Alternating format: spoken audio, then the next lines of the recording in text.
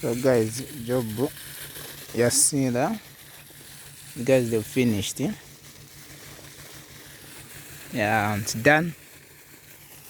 The panels and everything, and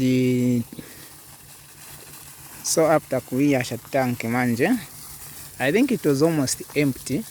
It only took about 20 minutes. What is all? I think 20 minutes. Less than 30 minutes. It was like 25 minutes, I think. Azola mkaiona mwichokera pressure paja. Awe mwanti nyuvutai. Mbesa na mushi. Si pressure yosobererako.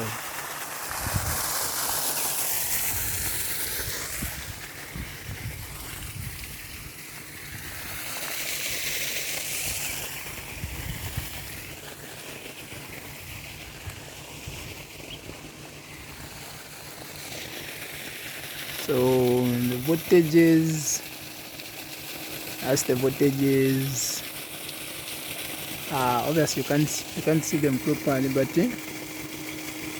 it's 346, which fluctuate 41, 42, just in those ranges.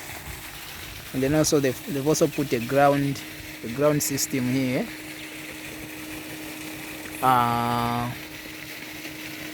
They put a ground system because